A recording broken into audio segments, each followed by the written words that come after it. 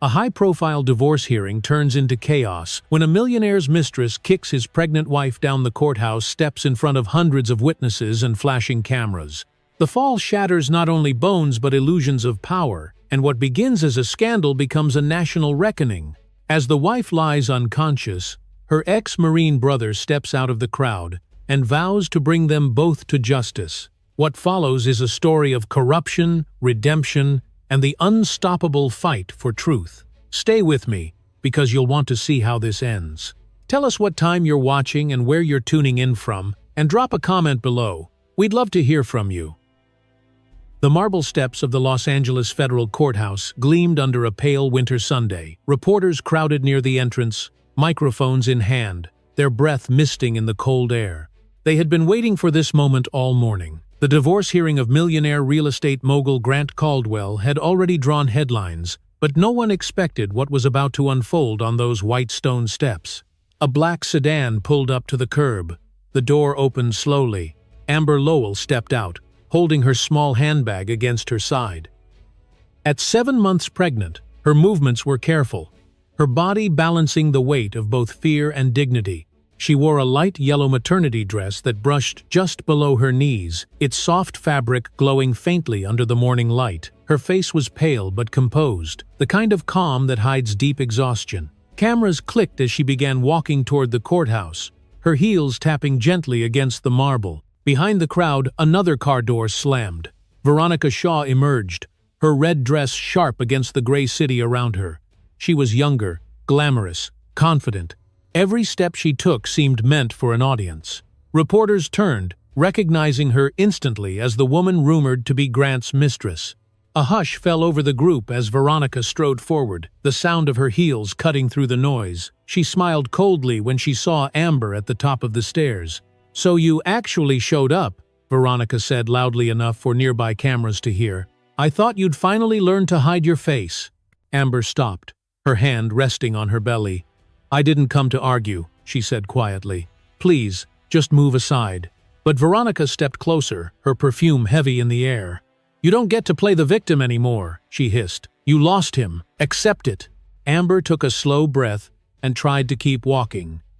The reporters were watching. Flashbulbs fired again. Someone whispered, "Is that the wife?" Another voice replied, "That's her, the pregnant one." Amber reached for the railing, trying to steady herself. Veronica followed, her words sharp and venomous. "You think showing up like this makes people pity you?" she said. "You're pathetic." Amber's lips trembled.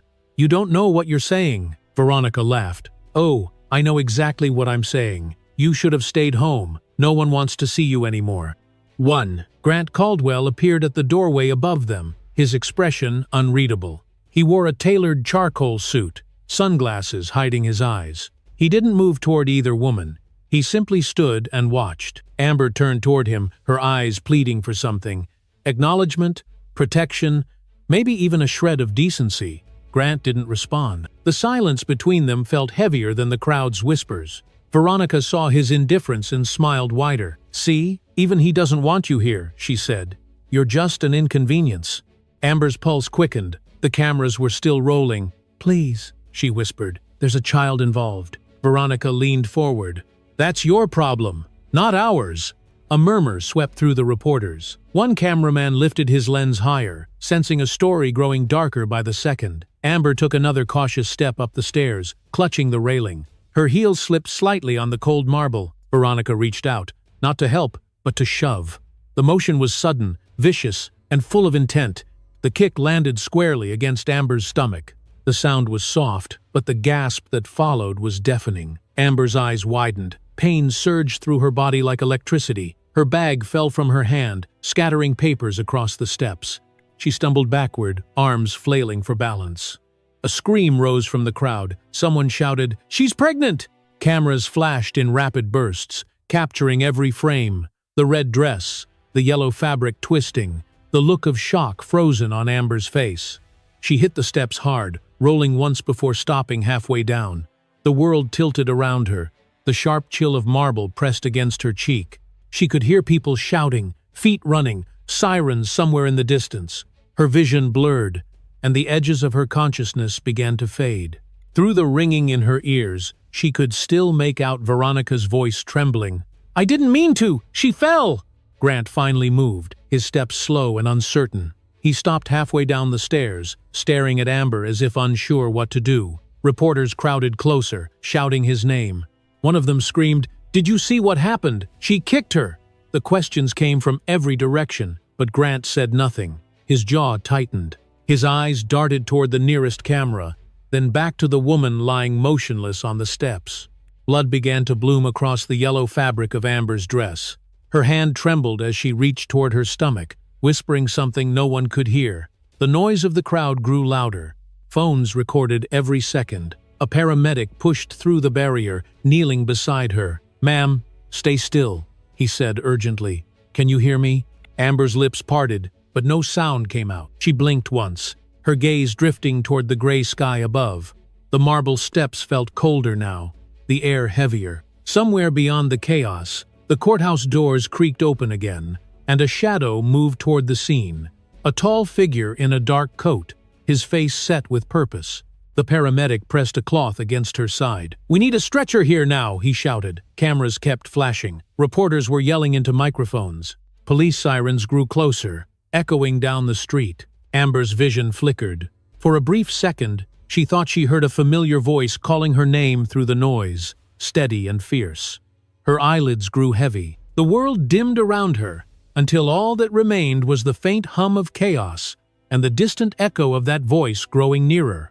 The yellow of her dress, now streaked with red, became the last color she saw before everything went dark. And in that final moment of silence, the faint sound of rushing footsteps grew louder, the beginning of something far greater than anyone on those courthouse steps could yet imagine. The chaos that erupted on the courthouse steps felt like the city itself had stopped breathing. Reporters shouted over each other, their cameras flashing in every direction, the air filled with sirens and fear. Then a voice cut through the noise, deep and commanding. "Move! Get out of the way!" A tall man in a dark coat pushed through the wall of people. His eyes were fierce, focused entirely on the motionless woman in yellow, lying at the base of the marble stairs. His name was Ethan Lowell, and the woman bleeding on the ground was his sister, Amber. He had been walking toward the courthouse to meet her when he saw the crowd shift and heard the screams. Now, seeing her body trembling weakly on the steps, he moved with the urgency of a soldier back on the battlefield. He dropped to his knees beside her, his coat sweeping over the cold marble. "Amber, it's me! I'm here!" he said, his voice low but trembling. Her eyelashes fluttered once. Her lips moved, but no words came. Blood stained the light yellow fabric of her dress. Ethan pressed his hand gently against her wrist, searching for a pulse. When he felt the faint rhythm beneath her skin, relief and terror collided inside him. "She's alive!" he shouted. "Someone call for medical help!" A few feet away, Veronica Shaw stood frozen, her red dress vivid against the chaos. The reporters turned their cameras toward her as whispers spread. "That's the mistress," someone said. "She kicked her." Veronica's hands shook. "It was an accident," she insisted, her voice breaking. "She fell. I didn't mean to." Ethan turned his head slowly toward her, his expression sharp enough to silence the crowd. His eyes were dark, steady, filled with a kind of rage that only comes from love and betrayal. "You didn't mean to?" he repeated quietly. "You kicked a pregnant woman down the stairs." Veronica stumbled backward. "No, Stop talking," Ethan said, his voice cutting through the noise. "Every word you say will be on camera." The reporters fell silent for a moment, stunned by his presence. Ethan's tone carried the weight of authority, honed from years in the Marine Corps and the courtroom alike. He looked up toward the courthouse doors. At the top stood Grant Caldwell, his brother-in-law, still frozen in place. His hands were at his sides, his face pale, as if he didn't know which direction to turn. Ethan rose to his feet, standing tall at the bottom of the stairs. "Grant!" he called. "You saw it. Say something." Grant hesitated, glancing at the cameras surrounding him. "It was an accident," he said finally, his voice cold. "She slipped." "Liar," Ethan said, his jaw tightening. "There are cameras everywhere. The truth is already recorded. You just don't know it yet." A nearby officer moved through the crowd, trying to restore order. "Everyone step back," he ordered. "Make room for paramedics." Ethan knelt beside Amber again. Her breathing was shallow. He pulled off his coat and folded it under her head to keep her from lying directly on the marble. "Stay with me," he whispered. "You're safe. I've got you." Amber's fingers twitched faintly against his hand, but her eyes remained closed. Veronica turned to Grant, panic setting in. "Do something," she pleaded. "They think I—" Grant raised a hand to silence her, his expression empty. "Don't speak," he said through clenched teeth. "Not a word." Ethan heard him and looked up again. "Too late," he said. "You both spoke enough already." A faint red light blinked above the courthouse doorway. One of the reporters pointed upward. "That's the security feed," he said. "It caught everything." Ethan's gaze followed the reporter's finger. The tiny red light flashed steadily, indifferent and merciless. "Good," he muttered under his breath. "The truth will stay alive even if she can't speak for now." The sound of sirens grew louder. 2 ambulances pulled up at the bottom of the courthouse steps. Paramedics jumped out, carrying stretchers and medical bags. "Where's the patient?" one of them shouted. Ethan waved them forward. "Here! She's pregnant and bleeding. Be careful." The medics worked quickly, checking her pulse, wrapping a bandage around her abdomen, and placing a collar around her neck. One of them looked up at Ethan. "Are you family?" "I'm her brother," he replied. "I'm coming with her." They lifted Amber gently onto the stretcher. Her hair brushed against his arm, her face pale against the yellow of her dress. For a moment, Ethan's breath caught. The last time he had seen her like this was years ago, when they were children and she had fallen off her bike. Back then, he had carried her home. Now, all he could do was make sure she didn't die in front of the world. The reporters shouted questions as the paramedics started down the steps. "Mr. Lowell, are you pressing charges? Was it premeditated? What will happen to the mistress?" Ethan ignored them all. His focus was on Amber, her stillness terrifying. The paramedics reached the bottom of the stairs, pushing the stretcher toward the waiting ambulance. Ethan followed closely, his coat flapping in the cold wind. Veronica tried to approach, but a police officer stopped her. "Ma'am, stay where you are. You'll need to make a statement." Grant shouted something at the officer, but the crowd's noise drowned him out. He looked around, trapped in a storm of cameras and flashing lights. Ethan turned one last time to face them both. His voice was low but carried across the chaos. "Everything that happened here," he said, "is going to follow you for the rest of your lives."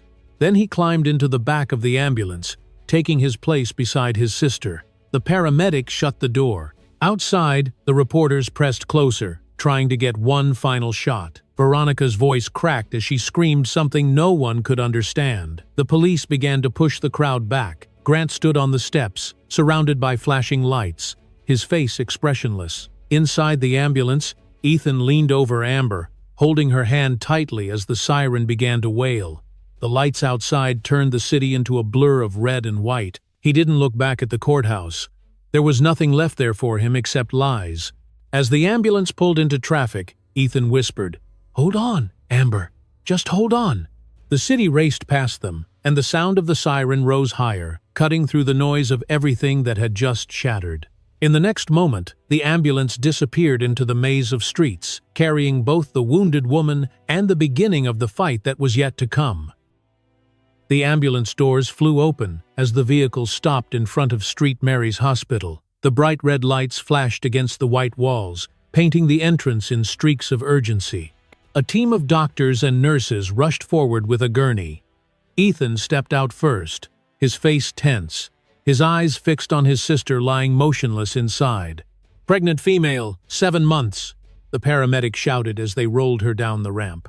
"Severe abdominal trauma, possible internal bleeding, fetal heartbeat unstable." The words stabbed into Ethan like shards of glass.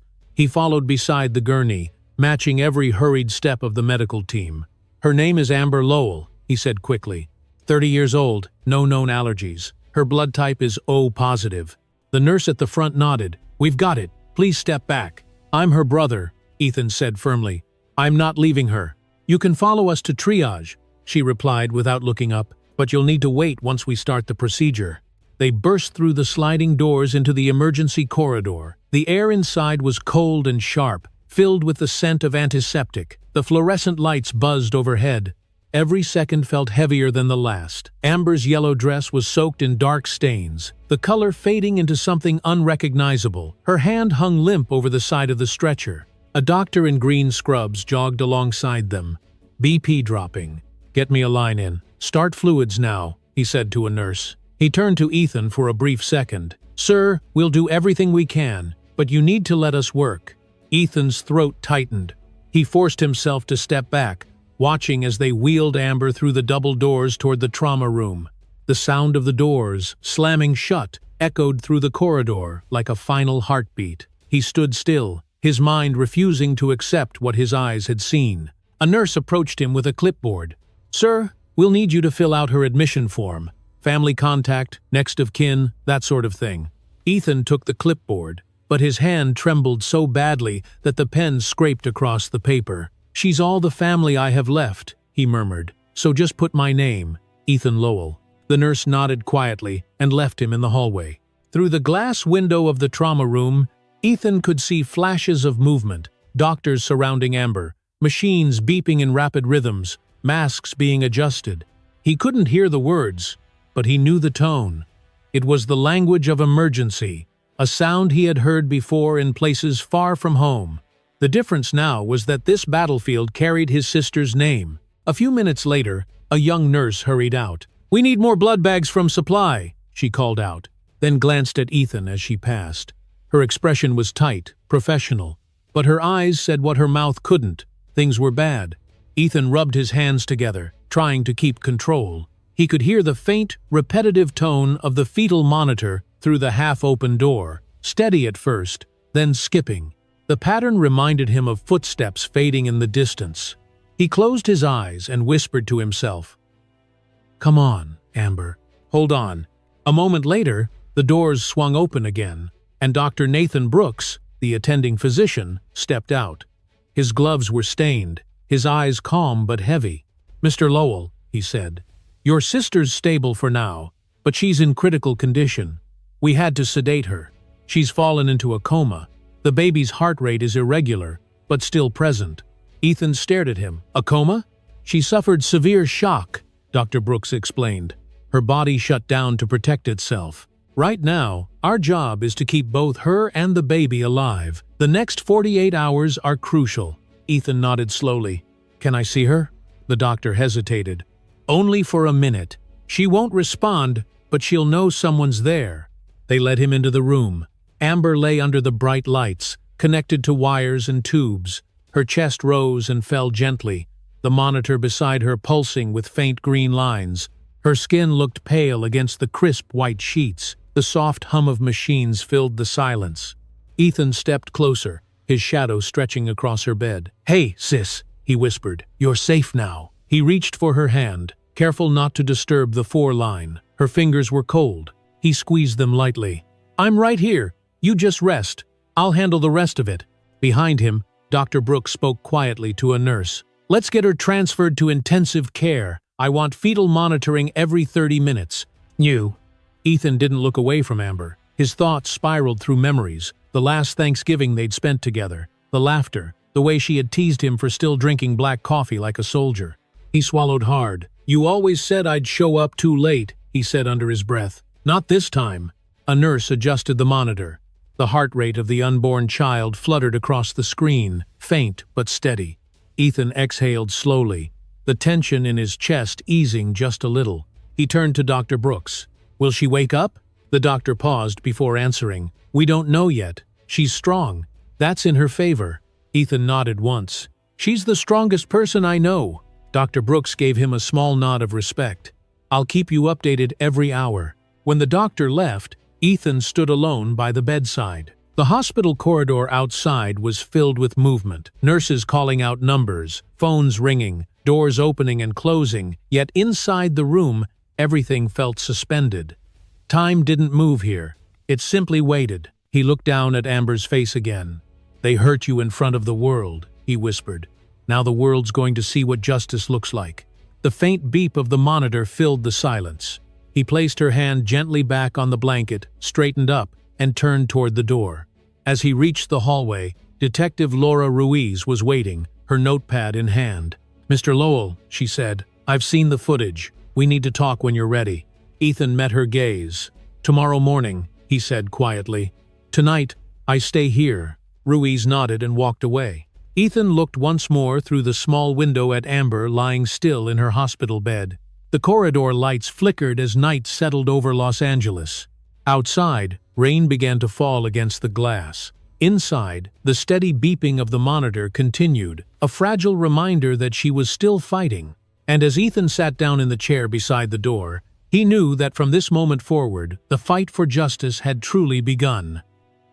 The morning after the attack, Los Angeles woke up to flashing headlines. Every television in every diner, courthouse, and office lobby carried the same story. Millionaire's mistress kicks pregnant wife down the courthouse steps, caught on camera. News anchors spoke in grave tones as the video replayed again and again. The clip showed Amber Lowell in her light yellow dress turning away, the sudden violent motion of Veronica Shaw's leg, and the sickening fall that followed. Across the city, people stopped what they were doing to watch. The footage lasted only 10 seconds, but it carried the weight of a nation's outrage. In the hospital waiting area, Ethan Lowell watched the broadcast in silence. He sat with his hands clasped, his eyes fixed on the screen. The video ended with the image of his sister's body lying motionless on the marble stairs. The camera cut to a reporter outside St. Mary's Hospital.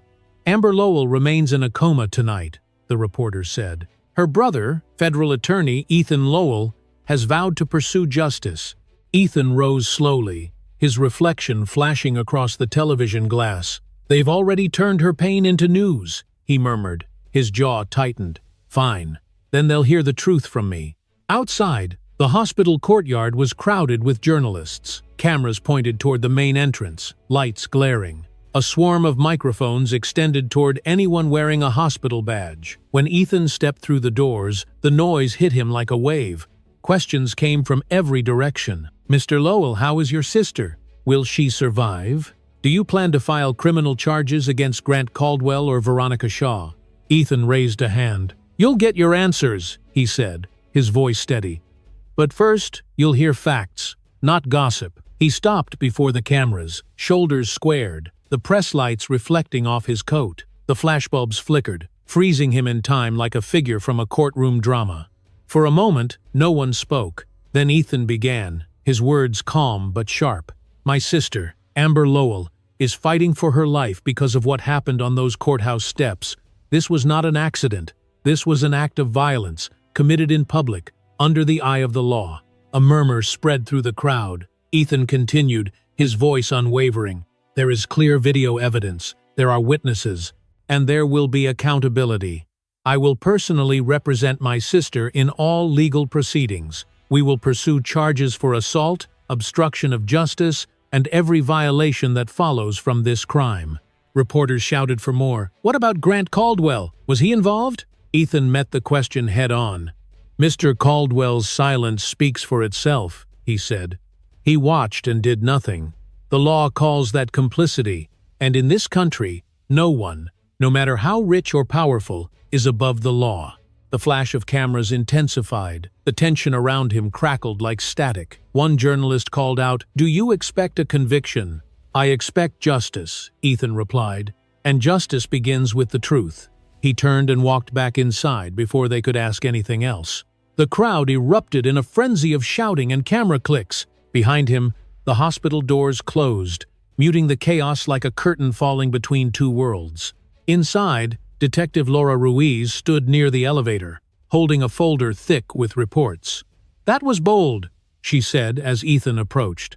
"It needed to be," he replied. "They were already building their version of the story. I'm not giving them the chance to twist it." Ruiz nodded. "We've secured the courthouse footage. The entire sequence is clear. The kick, the fall, everything. I'll file it with the prosecutor this afternoon." "Good," Ethan said. "Then we move forward." He followed her to a small office that the police had set up inside the hospital. On the wall, a monitor played the courthouse video on loop. Each time Amber fell, the sound of gasps filled the room, even though everyone had already seen it. Ruiz paused the frame right as Veronica's foot made contact. "Intent," she said. "It's obvious. No jury will believe otherwise." "Len." Ethan's gaze stayed on the screen. The image was pixelated, grainy, but still too real. "Intent," he repeated quietly. "That's exactly what they'll face." Later that afternoon, the news continued to spread. Talk shows debated the case, social media exploded with anger, and protesters began gathering outside the courthouse, carrying signs that read, "Justice for Amber" and "Stop calling abuse love." The story had moved beyond scandal. It had become a movement. Inside her hospital room, Amber lay unconscious beneath the steady rhythm of machines. The camera lights from outside reflected faintly on the window glass. Ethan stood by her bedside, watching her breathe. "They're talking about you everywhere," he whispered. "But I'll make sure they know who you really are, not just what happened to you." Dr. Brooks entered quietly, checking the monitors. "She's stable," he said. "Still critical, but stable." Ethan nodded. "That's all that matters for now." "Oh." Brooks looked at him carefully. "You're carrying a lot on your shoulders. You need to rest too." Ethan gave a tired smile. "Rest can wait. Justice can't." The doctor said nothing more and left the room. Ethan turned back toward the window. Down below, the flashing lights from the reporters shimmered like reflections of fire. The city was watching. Every camera lens pointed toward this hospital had become an unintentional witness. Across town, in a penthouse suite overlooking downtown Los Angeles, Grant Caldwell watched the same broadcast in silence. Veronica sat beside him, her face pale, her hands shaking as she held a glass of water. "They're turning everyone against us," she said. "You have to do something." Grant lowered the volume. "I am," he said coldly. "I'm calling my lawyers." Veronica set down the glass, her eyes wide. "They have the video, Grant! You can't fix this!" Grant stared out the window. "You underestimate what money can fix." Back at Street Mary's, Ethan was still by the window when Detective Ruiz returned. "The footage is secure," she said. "Tomorrow we'll issue the official charges." Ethan nodded. "Good. Then tomorrow the fight begins." He looked once more at his sister. Her face was still, but her chest rose with steady breaths. The monitor beside her bed beeped softly, like a fragile heartbeat echoing in the quiet room. Outside, the wind began to rise, rattling the glass. The storm that had started on the courthouse steps was growing larger, spreading through television screens and across the hearts of everyone who had seen that video. Ethan turned off the light and whispered, "Rest, Amber. I'll keep them from writing your story for you." "Ah." As he left the room, the faint glow of the monitor reflected on her hand, and the camera light from outside flickered across the window, a small, rhythmic pulse that matched the sound of the machines. It was the quiet before the storm that would define everything to come.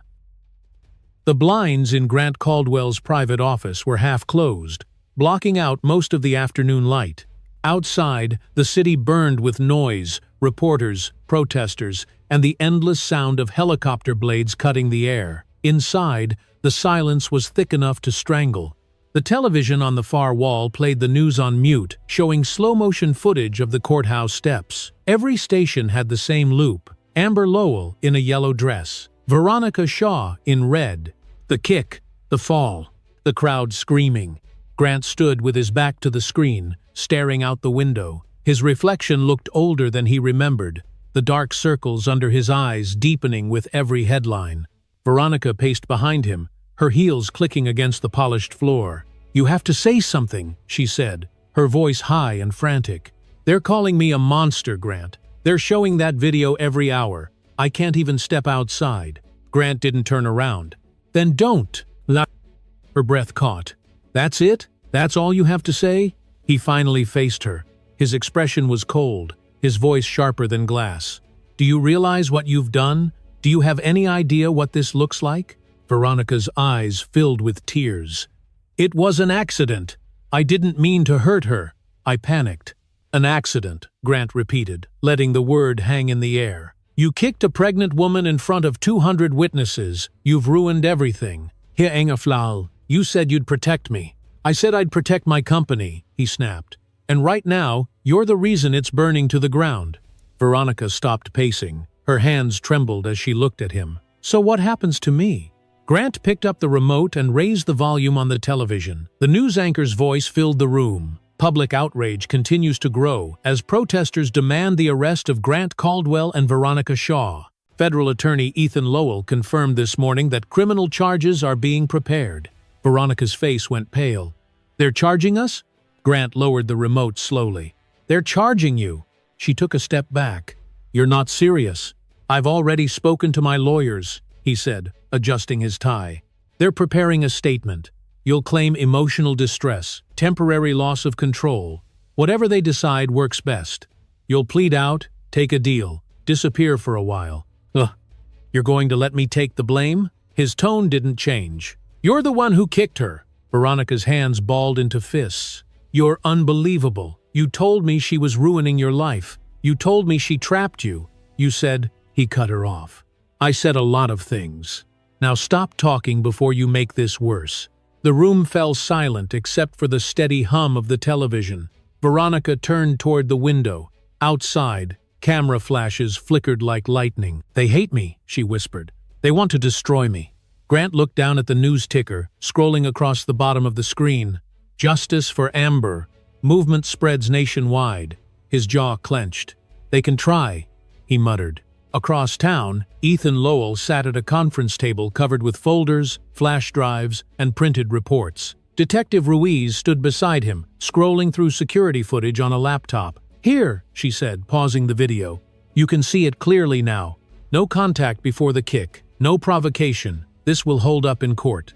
Ethan leaned closer, his eyes fixed on the screen. "Get this to the prosecutor's office before midnight. I want every copy logged and encrypted." Ruiz nodded. "Already in motion. We've also gathered witness statements. 2 reporters, 1 courthouse guard, and a bystander all confirmed the same thing." Ethan straightened, rubbing his forehead. "Good. Then tomorrow, we file the assault charges." Ruiz hesitated. "And Grant Caldwell?" Ethan's voice hardened. "He'll be next." He covered it up. He used his money to bury stories, silence people, twist the narrative. That's obstruction of justice. Ruiz sighed. "You're making powerful enemies." "I've fought worse," he said. "I'm not afraid of them." Back in Grant's office, the door swung open as one of his attorneys entered carrying a folder. "We have a problem," the man said. "The police already have the security footage. It's been verified and leaked to the press." Grant's face drained of color. "Leaked?" "Yes. Someone in the department sent it to multiple outlets. It's everywhere now." Veronica gasped, clutching her chest. "No, no, no, no. This can't be happening." Grant turned away, his hands tightening into fists. "Shut it off," he told the lawyer. "Turn it off." The lawyer hesitated. "It's too late, sir. The damage is done." The television replayed the footage again. The camera zoomed in on Veronica's face just before the kick. Freeze frame. The headline beneath it read, "Caught in the act." Grant slammed his fist on the desk. "I built this empire from nothing, and now one mistake destroys it all." Veronica's voice cracked. "It wasn't just my mistake." He ignored her. "Get my PR team on the line," he ordered the lawyer. "We're going to bury this. Pay whoever you have to. Threaten lawsuits. Make it disappear." The lawyer shifted uncomfortably.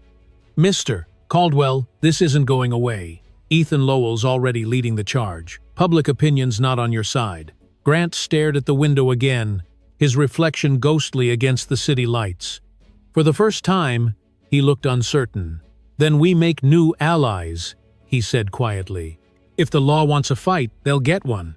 Down in the hospital lobby, Ethan finished his call with the district attorney's office. "The paperwork's ready," he said. "We'll file first thing in the morning." "No." He hung up and turned to Ruiz. "Tomorrow, the city will hear the charges. They'll finally see what he really is." Ruiz nodded, tucking her notepad away. "You know, once this starts, it won't stop. The press will eat it alive." Ethan's eyes hardened. "Good. Let them." The world watched her fall. Now they'll watch her rise again. Up in his penthouse, Grant poured himself a drink, his hand unsteady. On the muted television, Ethan's press conference from the previous day played again. "No one is above the law," Ethan said, his voice calm and sure. Grant turned the volume up, staring at the screen as if he could silence it through sheer will. "We'll see about that," he whispered.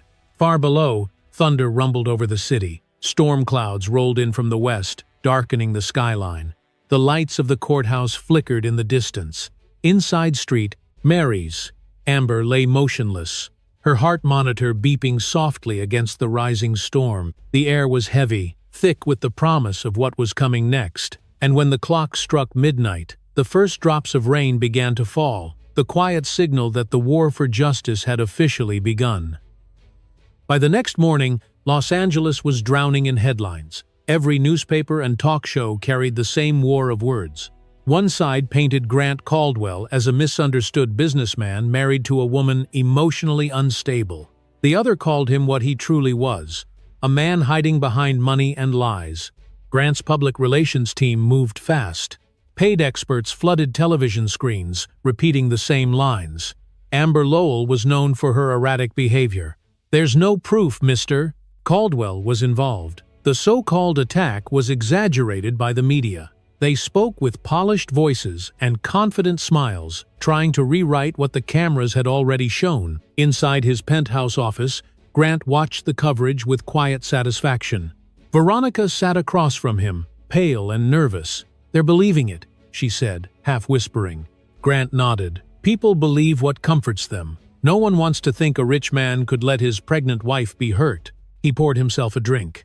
"By the end of the week, the narrative will shift." Veronica didn't share his calm. "And what about the brother? He's everywhere. He's turning people against us." Grant's eyes narrowed. "Ethan Lowell won't last long under pressure. He's emotional. He's acting out of anger." She stared at him, her voice shaking. "You don't know him. I've seen the way he looks at you. He'll destroy everything." Grant smirked faintly. "Let him try." "No." Across the city, Ethan sat in a small studio surrounded by cameras and microphones. The air buzzed with the hum of live broadcast equipment. The host of the morning news show leaned forward. "Mr. Lowell, there are statements circulating that your sister has a history of mental instability. Care to respond?" Ethan didn't flinch. His voice was calm, almost too calm. "Those statements are false. My sister is a survivor of domestic abuse. When abusers are caught, they do what abusers always do. They discredit the victim." The host hesitated. "So you're saying this is a cover-up?" "I'm saying," Ethan replied, looking directly into the camera, "that when a man has enough money to silence the truth, it becomes everyone's responsibility to speak louder." The studio went silent. The broadcast would replay across the country for the rest of the day. That afternoon, social media exploded. Hashtags multiplied. The number "Justice for Amber" trended nationwide. Thousands of women shared their own stories of violence and manipulation, posting photos of yellow ribbons on courthouse steps. The movement had outgrown the case itself. It had become a cry for something bigger. At St. Mary's Hospital, the noise from the outside world echoed faintly through the walls. Ethan stood in the hallway outside Amber's room, phone pressed to his ear. "Yes, I've seen the reports," he said sharply. "Send every document to the district attorney. I want copies of the financial transfers Caldwell made last week. He paid off 2 reporters and 1 security guard. We'll prove it." Detective Ruiz walked up beside him, holding a tablet. "We traced the PR payments," she said. "All routed through shell companies tied to Caldwell Holdings. It's more than defamation now. It's tampering." Ethan exhaled, his voice low. "Then we build the case. Start drafting subpoenas." Ruiz nodded. "And the hearing date?" "Tomorrow," he said. "They wanted a public show. They'll get one." In the penthouse, Grant's confidence began to crack. The PR firm that had promised control now called in panic. "The movement's too strong," the manager said over speakerphone. "Every time we release a statement, Ethan Lowell counters it within minutes. People believe him." Grant slammed his glass down on the table. "Then discredit him. Dig into his past. Find something." "There's nothing to find," the manager replied. "He's clean. He's a veteran, a federal attorney, and his sister's dying. You can't win this narrative anymore." Grant turned off the speakerphone without a word. Veronica watched him from across the room. "What do we do now?" He stared out the window, his reflection distorted by the glass. "We prepare for court." Night fell across the city. Outside the courthouse, protesters lit candles, their voices blending in chants that echoed through the streets. The flickering lights reflected off the marble columns like stars. Inside the hospital, Ethan sat by Amber's bedside. Her face was peaceful, untouched by the chaos outside. He reached for her hand and whispered, "They're trying to erase you, but I won't let them." The The door opened quietly. Dr. Brooks stepped in. "You should get some rest," he said gently. Ethan shook his head. "I'll rest after the verdict." Brooks hesitated. "Her vitals are steady tonight. That's something." Ethan gave a small nod. "Good. She'll want to be awake when this is over." Across town, Detective Ruiz stood in her office reviewing evidence. On her screen was a series of emails between Grant and his lawyer discussing ways to neutralize public sympathy. The subject line read, "Strategy Update." She copied the files to a flash drive and locked it in a drawer. "See you in court," she said quietly to herself. The following morning, the courthouse plaza was unrecognizable. Barricades lined the steps, police kept order, and journalists filled every inch of space. The protesters returned, carrying signs painted in bold yellow letters. "Truth has no price. Stand with Amber." Ethan arrived early, wearing a dark suit. He carried a folder under his arm, the evidence that would shift the case forever. Detective Ruiz met him at the entrance. "You're ready?" she asked. He nodded. "More than ready." Up in the penthouse, Grant adjusted his tie, his reflection cold and perfect in the mirror. Veronica stood behind him, clutching her purse. "They'll eat us alive," she whispered. He didn't answer. He simply walked past her, his steps echoing on the marble floor. "Let them try," he said under his breath. The motorcade outside waited to take him downtown. As the doors closed, the city's noise surged like a storm building to its peak. In the hospital room, the morning light spilled across Amber's bed. Her heart monitor beeped steadily. Ethan's words from the night before seemed to linger in the air. "They're trying to erase you, but I won't let them." At that very moment, his car pulled up to the courthouse steps. Cameras turned. Microphones rose. The doors opened. Ethan stepped out into the light, carrying the folder that held the truth. The roar of the crowd met him head-on. He didn't look back. He walked toward the courthouse doors as the chants grew louder. "Justice for Amber! Justice for Amber!" Inside, the press gathered, the cameras positioned, and the tension coiled tight as a drawn bow. Tomorrow's headlines would decide everything, and as Ethan took his seat at the plaintiff's table, the clock struck 10. The bailiff called for order. The courtroom fell silent. The trial of Grant Caldwell and Veronica Shaw had begun. The federal courthouse of Los Angeles stood like a fortress under a clouded sky. Crowds filled the plaza, their voices echoing between the marble columns. Police officers held the barricades, cameras flashed, and television crews narrated every movement. Inside, the air was charged with tension. Every seat in the courtroom was taken. The trial of Grant Caldwell and Veronica Shaw had become more than a case.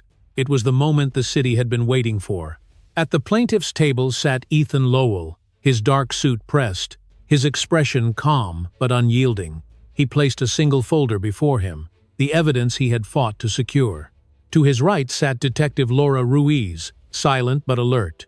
Across the aisle, Grant and Veronica whispered to their lawyers, their faces pale under the fluorescent lights.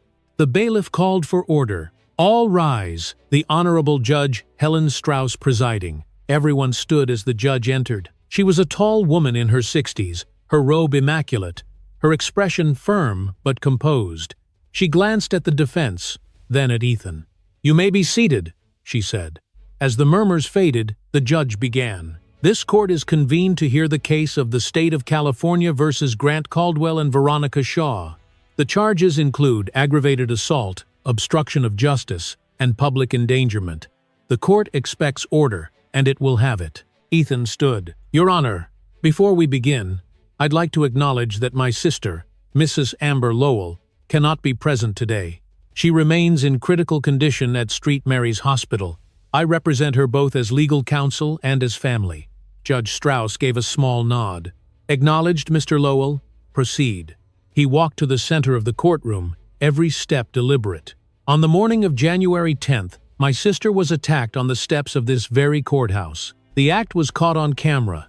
What began as an assault has since exposed a web of deceit, manipulation, and abuse hidden beneath wealth and privilege. Today, the evidence will speak for itself." He turned toward the projector. "Play Exhibit A."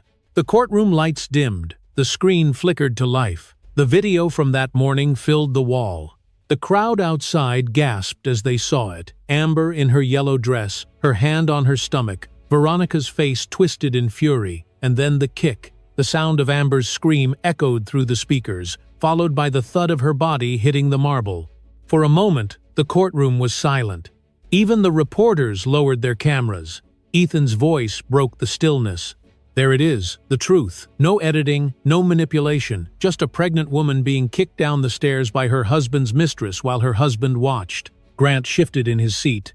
His lawyer rose quickly. Objection. The video lacks context. There was provocation. UA. Ethan turned to face the judge. Provocation? The only provocation here is arrogance. My sister's presence at the courthouse that day was legally required. The defense will claim emotion, confusion, stress. But violence is not confusion, and law does not excuse cruelty. Judge Strauss lifted a hand. Objection overruled. Continue, Mr. Lowell. Ethan faced the jury. The defense wants you to believe this was an accident, but intent is clear. You saw it. She didn't stumble. She was struck. As in. On the defense side, Veronica broke down. Her tears came fast and loud, mascara streaking her cheeks. I didn't mean it, she whispered. I swear I didn't mean it. Grant leaned away from her, jaw tight. The cameras caught the distance between them, the sudden fracture that silence could not hide. Ethan didn't flinch. Regret is not innocence, he said softly. We all saw what she did, and we all saw what he didn't do. He stood there and watched. He pointed toward Grant. This man had the power to stop the attack before it began. Instead, he let it happen. Then he used his money to manipulate the media, to call my sister unstable, to buy silence. That is not love, that is cowardice. The jury members exchanged glances. The atmosphere grew heavier with each word. Grant's lawyer stood again, his tone sharp. Mr. Lowell is letting emotion cloud his professionalism. This case is about facts, not family vengeance. Ethan replied calmly, Facts brought us here. The video is a fact. The witness statements are facts. The payments your client made to bury this story are facts. My emotion is not the evidence, Your Honor. The evidence is the truth. Judge Strauss nodded. Enough grandstanding. Continue with the witness testimony. Detective Ruiz took the stand. Her voice was clear and precise as she confirmed the chain of evidence, the authenticity of the footage, and the financial transactions traced to Grant's accounts. The defense tried to interrupt several times, but each objection fell flat. When she stepped down, Ethan returned to the center. Your Honor, we rest our presentation for today. Judge Strauss looked at the defense. Does the defense wish to cross-examine? Grant's lawyer whispered with him for a long moment before standing. No, Your Honor, the defense will respond tomorrow. The judge nodded. Very well, court will recess until 9 a.m. tomorrow. The defendants are remanded into custody for the evening. The gavel struck once, echoing like thunder.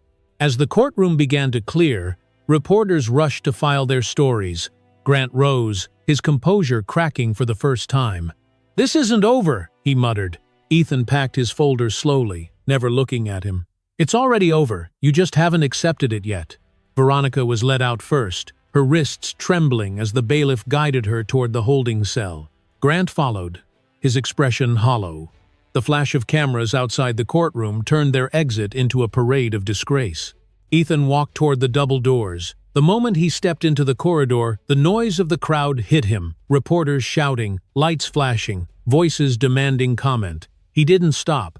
His focus was elsewhere, back at St. Mary's Hospital, where his sister still fought to breathe. He looked up toward the gray sky above the courthouse and whispered, "One step closer, Amber. One step closer." Then he turned toward the waiting elevator, ready to prepare for the final day of testimony, the day when judgment would fall and the world would finally see the weight of the truth. The courtroom was silent when the judge returned to her seat. The atmosphere was so heavy that even the sound of breathing seemed loud. Reporters filled every row, their pens ready, cameras poised for the final judgment. Outside, the crowd gathered beneath the courthouse steps, waiting for the verdict that had already divided the city. The air smelled of rain and tension. Judge Helen Strauss looked over her glasses at the defendants. Her voice carried across the room, calm and steady. This court has reviewed the evidence, the testimony, and the video footage in detail. The facts are indisputable. She paused, letting the silence stretch. Veronica Shaw, You were found guilty of aggravated assault, resulting in severe bodily harm. Your actions were deliberate, reckless, and cruel. Veronica sat trembling, her hands gripping the edge of the table. Her makeup had long since streaked away. Her lawyer whispered something, but she didn't respond. The judge continued, "Grant Caldwell, you are found guilty of obstruction of justice and domestic abuse. You used your wealth and influence to suppress evidence and manipulate public perception. You failed not only as a husband, but as a citizen bound by law." Grant's face twitched, but he kept his eyes forward. His composure was cracking, and everyone could see it. "Veronica Shaw," the judge said, her tone unrelenting, "this court sentences you to 8 years in state prison." The gavel struck once. Veronica gasped, tears flooding her eyes.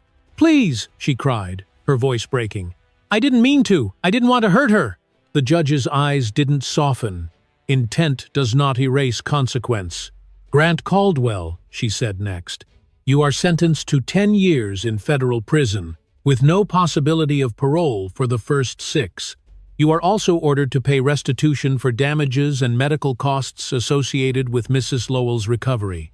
The gavel struck again. The sound echoed through the hall like thunder. For a long moment, no one moved. Then the murmurs began. Reporters whispered, cameras clicked, and the first headlines were already forming in their minds. Justice, served in courthouse assault. Millionaire faces 10 years. Grant rose from his seat, his voice shaking with rage. "This is madness," he said. "You're destroying my life." Judge Strauss replied, "No, Mr. Caldwell, you destroyed it yourself." 2 officers approached. Grant tried to step back, but they took him by the arms. The flash of cameras caught the moment as his wrists were cuffed. The sound of metal clinking was swallowed by the gasps of the courtroom. Veronica sobbed uncontrollably as another officer read her rights. Ethan sat still at the plaintiff's table, his hands clasped tightly. For the first time in weeks, his shoulders lowered slightly, as if a weight had lifted. He looked up at the judge. "Thank you, Your Honor," he said quietly. The judge gave a brief nod. "Mr. Lowell, you and your sister showed great strength in the face of injustice. The court commends your resolve." Ethan rose to his feet. "It wasn't just strength, Your Honor, it was truth." The judge's eyes softened for a fleeting second before she struck the gavel one final time. "This court is adjourned!" The sound reverberated like the closing of a door. As the bailiffs escorted Grant and Veronica out, reporters surged forward. The guards shouted for order, but the crowd pressed closer, their cameras capturing every step. Veronica covered her face, weeping. Grant's eyes darted wildly as flashes blinded him. He stumbled once, but straightened immediately, his pride refusing to collapse even as everything else around him did. Outside, the roar of the public was deafening. Protesters cheered, holding signs above their heads. "Justice for Amber, truth wins." The sound of clapping, shouting, and crying blended together into something almost holy. Ethan exited the courthouse through the main doors. The light hit his face as the crowd parted slightly. Microphones shot toward him, voices overlapping. "Mr. Lowell, how do you feel about the verdict? Do you think justice was truly served? What will happen to your sister now?" He paused for a brief moment. "Justice," he said firmly, "isn't revenge. It's the truth finally being heard. My sister's voice was silenced that day on the courthouse steps, but today, the law spoke for her." The reporters fell silent for a moment, absorbing his words. Then the questions began again, but Ethan had already turned away.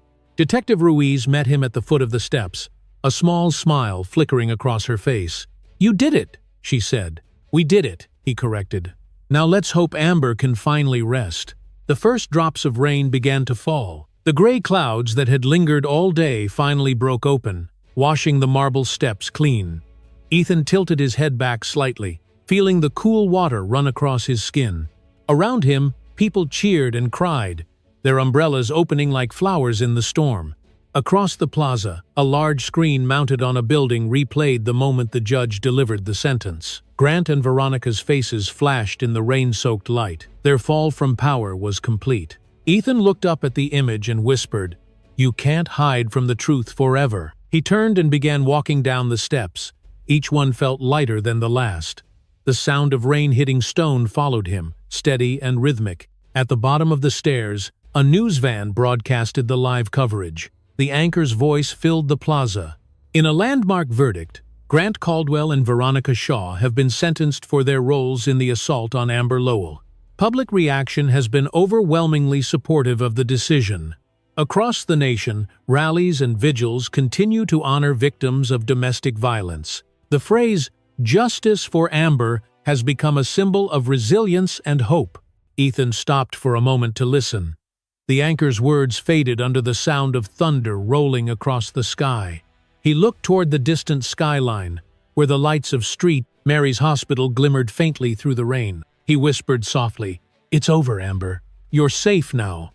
As the camera crews captured the final images of him walking away, the courthouse lights reflected off the wet pavement. The storm that had begun on the day of the attack was finally ending. The rain washed over the city like absolution, carrying away the remnants of cruelty and lies.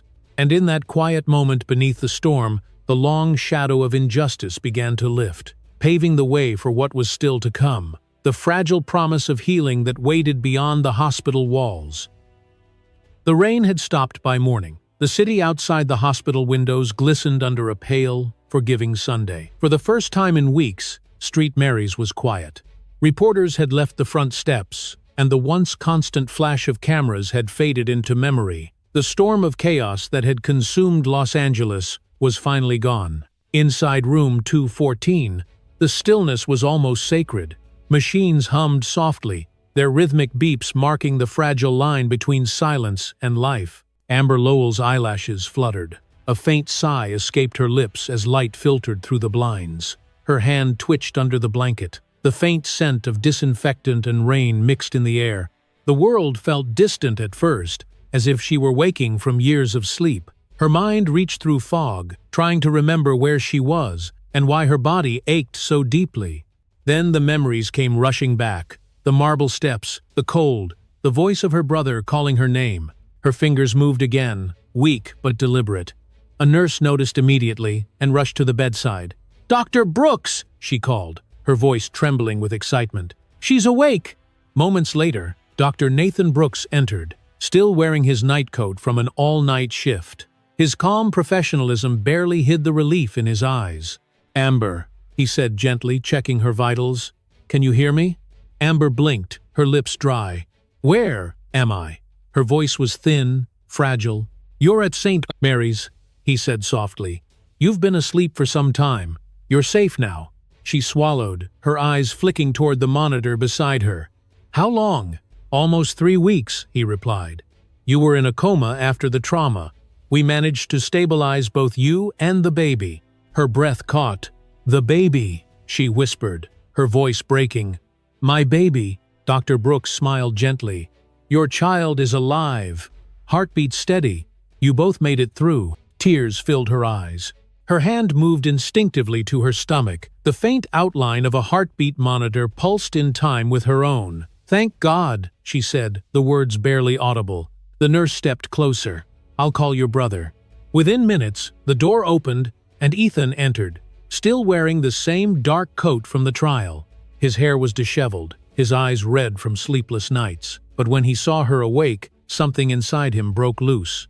He froze in the doorway, his breath catching like he'd forgotten how to breathe. Amber smiled weakly. "You look terrible," she whispered. He laughed softly, walking to her side. "You have no idea how good it is to hear your voice." Her hand reached for his. "You didn't give up, did you?" "Not for a second." His voice cracked, and he looked down, blinking hard. "You did the hard part. You came back." Amber's eyes filled again. "What happened?" "It's over," he said quietly. "Grant and Veronica were found guilty. They're both in custody. 10 years for him, 8 for her."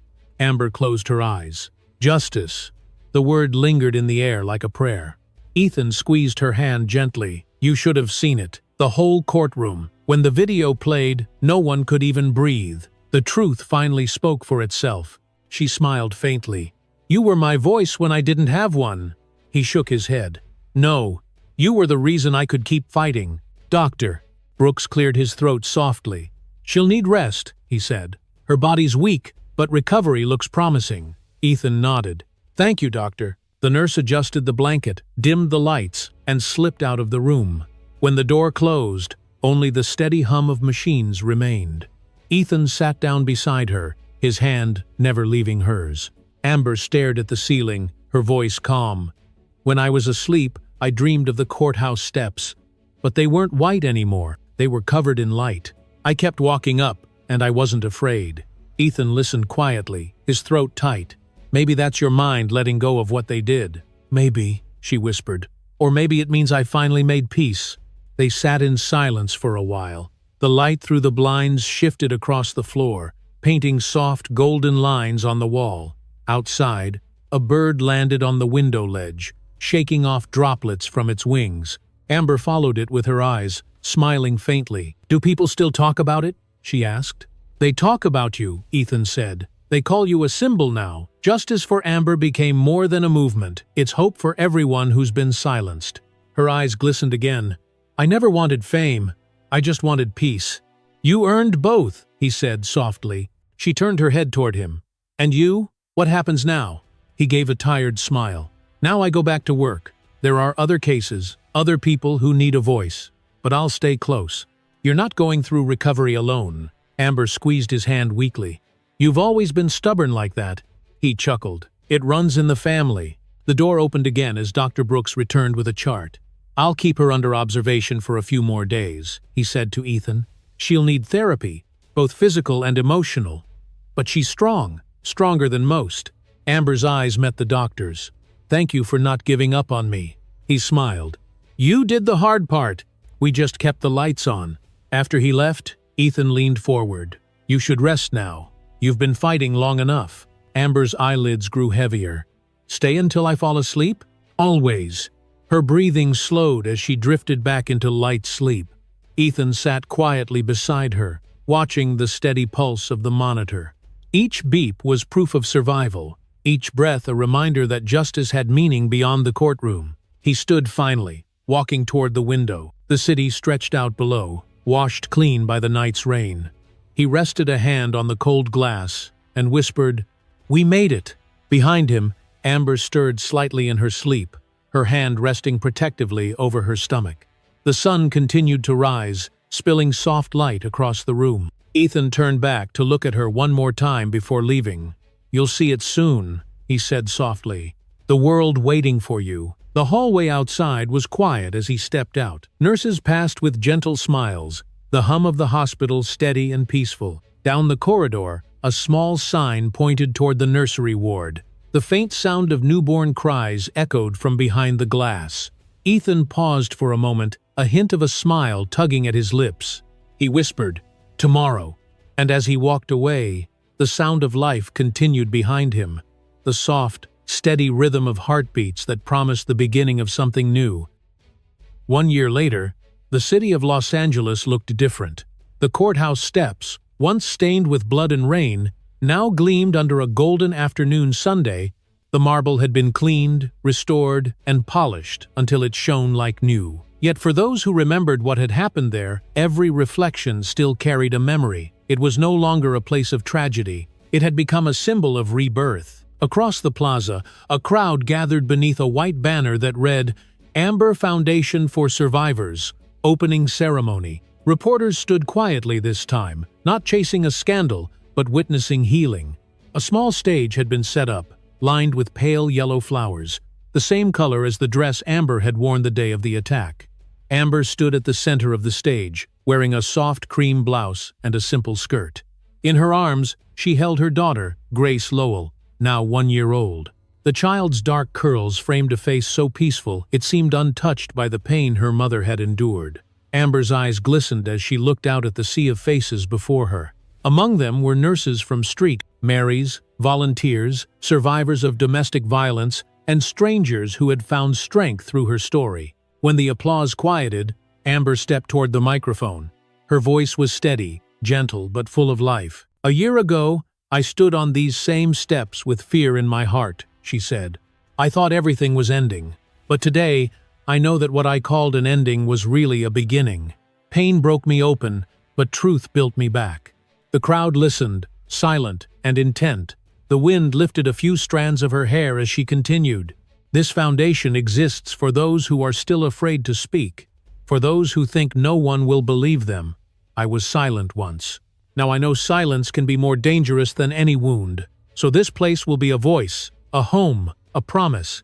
Applause rose again, soft at first, then stronger, spreading like a wave through the crowd. From the front row, Ethan watched his sister with quiet pride. He wore a gray suit, his posture straight, his expression calm but deeply moved. Beside him sat Detective Laura Ruiz and Dr. Nathan Brooks, both clapping warmly.